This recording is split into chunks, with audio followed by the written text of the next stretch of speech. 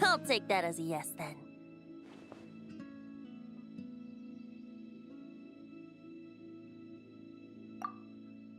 Ah, finally, you're here!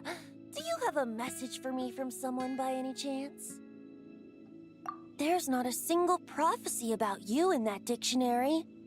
That's what you were about to say, right? Oh? One moment, then.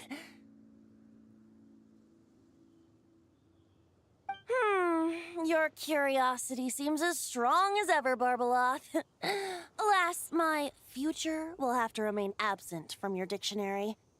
The wind may be happy to let dandelions trace its form and have poets sing it into verse, but to be contained is hardly its nature. So, dear Barbeloth, please do set your pen down. Words heard on the wind are not meant to be recorded on the page. If you're truly interested in this legend, allow me to fashion it into a poem. I'll be sure to share it with you ladies at our next tea party. Barbeloth has always been a reasonable person, and I believe she heard my request. As such, our conversation should be free from interruptions for now. Wait, Barbeloth was listening in just now? Paimon didn't notice a thing! Well, she is a Hex and Circle mage. They all have quite a few tricks up their sleeves. Still, you noticed right away and even got her to leave us alone. Doesn't that make you the real master at cards here? Given the various practical factors at play, I'd call myself a master with limits. There you go, being all secretive again. Well, anyway, there wasn't a single thing about you in that dictionary. You being here is enough. Barbeloth's prophecy concerning me may be incomplete, but it's not incorrect. There's something I need to do, and I could indeed use your help. Trusty as always. In that case, could you play a song with me later? Yep, that's all. But don't worry. This isn't a performance to decide the fate of some consequential event. It's just a duet between friends. The last time I played this song, the howling gale was my sole audience, and the notes scattered in all directions, leaving only fragments of the melody behind. But now, with a friend like you by my side, why should the wind alone bear witness to this music? Besides, I think my hands will be just that much steadier, playing alongside a trusty friend like you. That's all I ask. Now, let's head to the performance venue. If we follow the breeze, we'll be there in no time. All right, let's get going. Just relax and let the wind lead the way.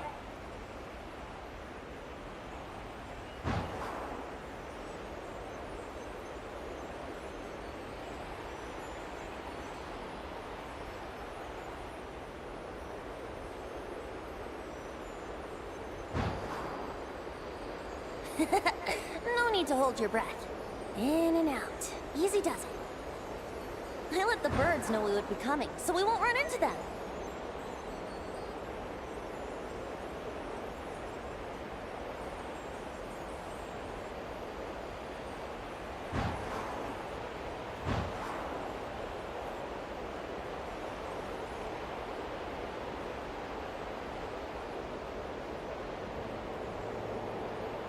Don't worry, it's just a little ocean spray. You won't get soaked. Ah, the delightful sea breeze. Go on, breathe it in.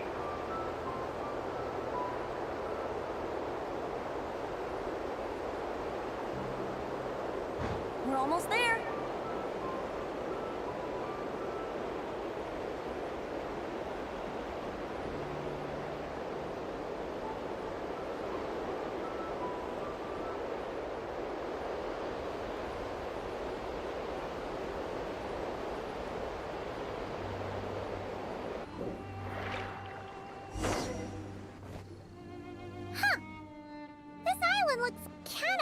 here?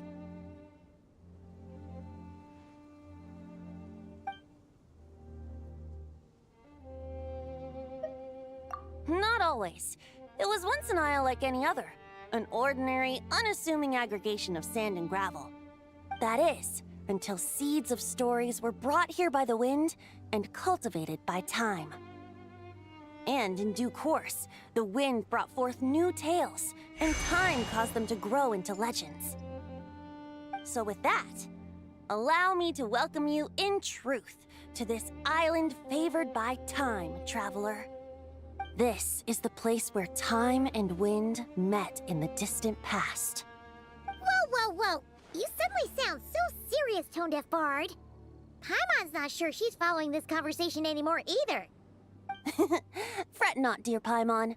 The best stories always start with a bit of suspense and intrigue.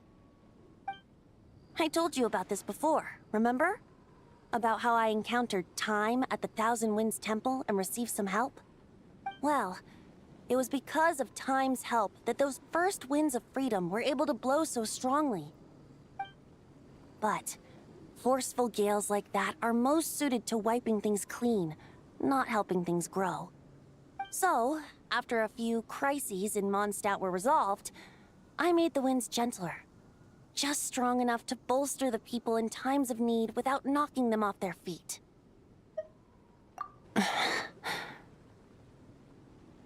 Shadows gather in the distance. I'm sure you felt it too. I've heard about the Pyro Archon's face-off with the ruler of death, Renova, and what happened to the Fatui Harbinger, the captain. And that's not even mentioning how abyssal activity has been encroaching closer and closer to Mondstadt. I fear the impending crisis may be beyond what humans alone can solve. In light of that, I need to be prepared. It is the Animo Archon's duty to intervene in times of need. As such, I, Barbados, will bring forth a wind strong enough to disperse whatever storm lies ahead. But if I whip up a gale of such strength in Mondstadt City, it would just turn the place upside down. Clothes, hats, the flowers that rest on people's balconies. That's why I chose to do it here. The place where I once offered an ode to time. Who knows? Perhaps time shows this island special favor precisely on account of my lovely, lovely music. Wait, so is this place really that special? It sure doesn't look like it. There's a tide that ebbs and flows, and a bunch of birds that come and go. It just seems normal. Time's impact on things isn't limited to what the eye can see.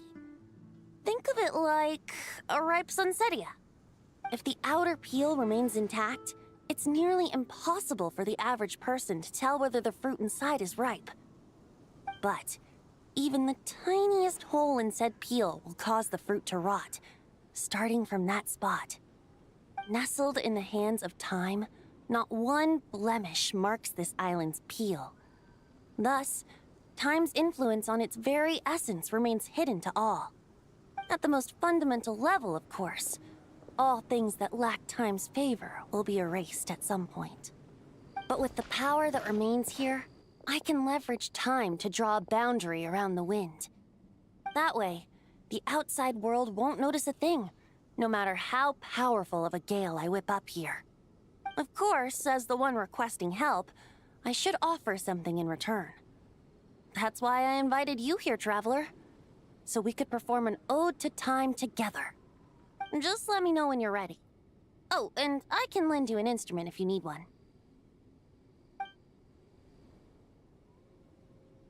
Great. Let's get started.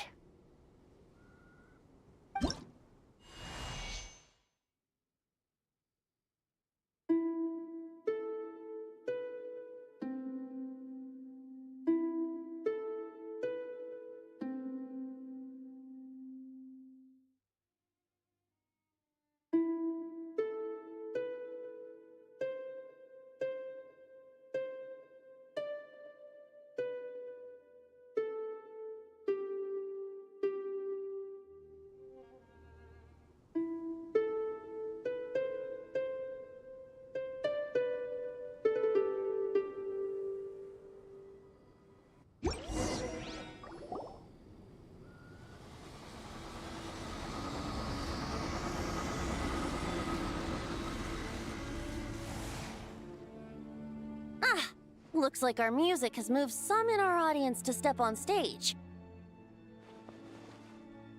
But that's against concert rules, so let's usher them out. I understand your love for music, of course. But for now, I'm going to have you leave the premises. By the frost moon of old.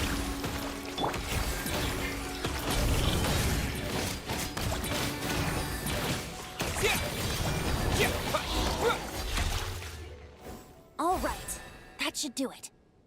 That was an exquisite performance, Traveler. Thank you. Ah, don't worry. That power was mine and mine alone. No external help was involved. Think of it like tuning a musical instrument so that it might play melodies lovelier still. Ha! So you do have some tricks up your sleeve. What else are you hiding, huh? Oh, Paimon. How many tricks could I possibly have? I only have 2 sleeves, after all. You know that's not what Paimon meant, tone-deaf bard. I have a feeling the wind is gonna be pretty strong today. We should head back to Mondstadt and tell people to hold on to their hats.